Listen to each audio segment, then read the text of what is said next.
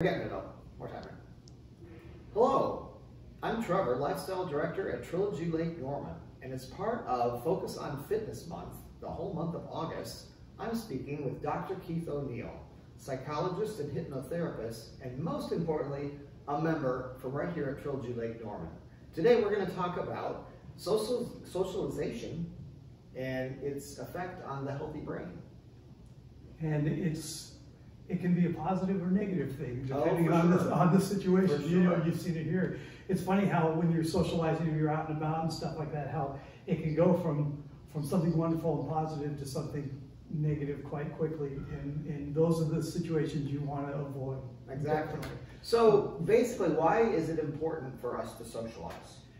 Well, our brain is wired for socialization. And it's really important that you get out there and you meet people and you engage with people or engage in activities and that sort of thing, because what it does, it releases serotonin in your brain, it releases endorphins throughout your entire body, which are the chemicals in our body that really bring us up and bring the positivity to the forefront.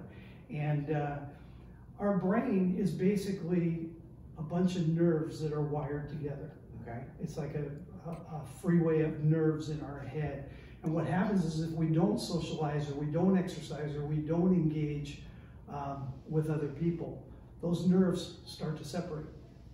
And when those nerves separate, what that does, it leads to brain fog, depression, Alzheimer's, ultimately down the line if you do isolate yourself, if you don't engage and that sort of thing. And what's interesting with isolation, and we really experienced it through COVID, is, you know, it used to be they saw it in we that are getting older, but now studies are showing and they're seeing how that it's affecting children at an early age, which is really a shame. So not only is it good for, you know, make you happier, you know, to really engage with people and to get out there with people, but also it's vital for your physical, mental, and emotional health.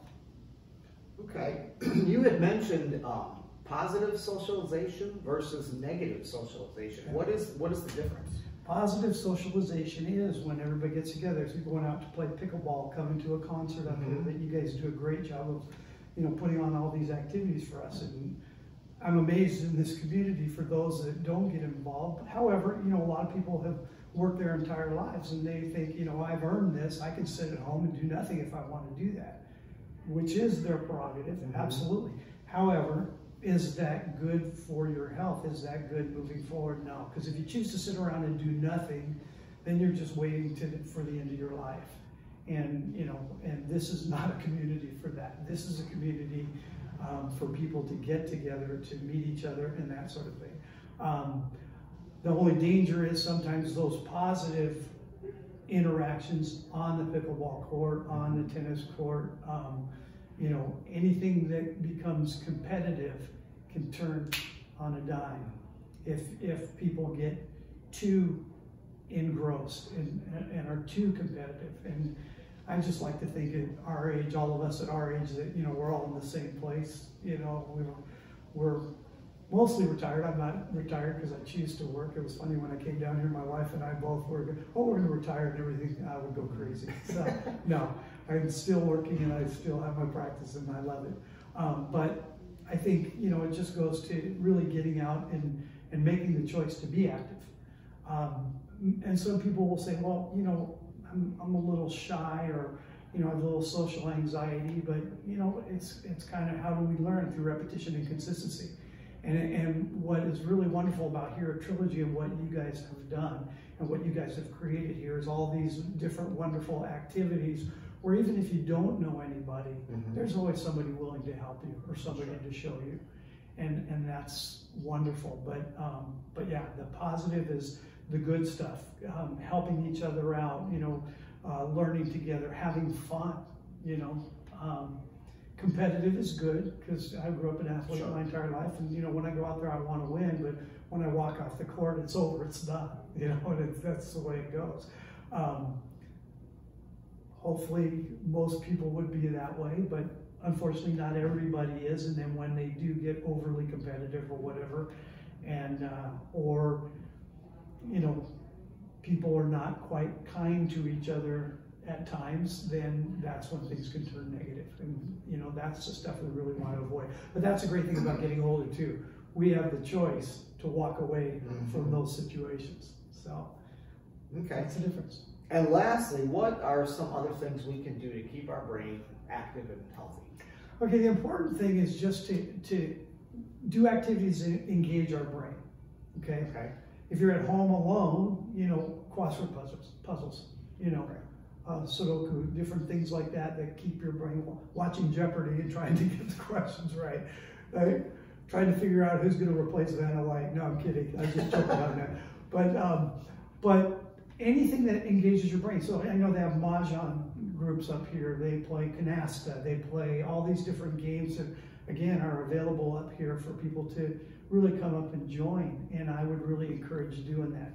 Getting out on the pickleball court, getting out on the tennis court, coming to the concerts, because music, is wonderful. I mean, it really is really relaxing and really is wonderful for the brain.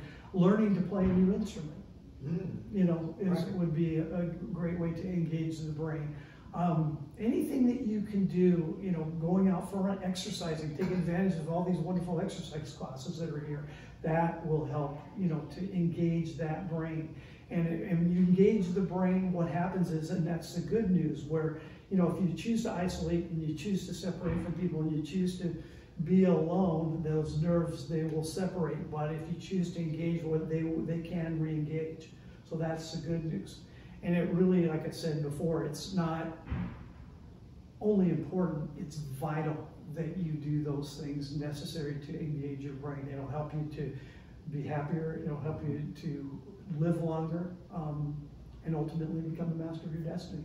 Wow. Choices, right? Choices. I mean, look at E.T. Everybody knows E.T., right? That's Remember right. E.T.? E.T. was dying because he had nobody he could connect with other than Elliot, right? Yeah. Then they disconnected him from Elliot, and he was going, right? Exactly. And then all of a sudden, he phones home. Somebody calls him back. That flower goes woo, and he's back to life. Love it. We can do that to ourselves. We can come back to life, engage, meet people, have fun. Love it. Love it. Well, thank you so much for spending time with us today. A lot of times we don't think of the brain as part of fitness, but it certainly is. It's almost like a muscle. Exactly. I think of it as a muscle. Well, you exercise your muscles. That's the best one. Don't use it, you lose it. Yeah, exactly. No question. Anyway, Dr. Keith, thank you so much. Thank you. And we'll see you around. And then also, yes, I'm doing a presentation on the 31st, Thursday the 31st, on the brain and socialization and the importance of the healthy brain because of it. And exactly. I didn't get that title quite right, but anyway, that's what we're doing. So I invite you to sign up. It'll be on the MTL. It'll be 4 o'clock on August 31st, which is a Thursday. And that'll be the presentation this month. So come join us in the kitchen. It'll be a lot of fun. Thank you very much.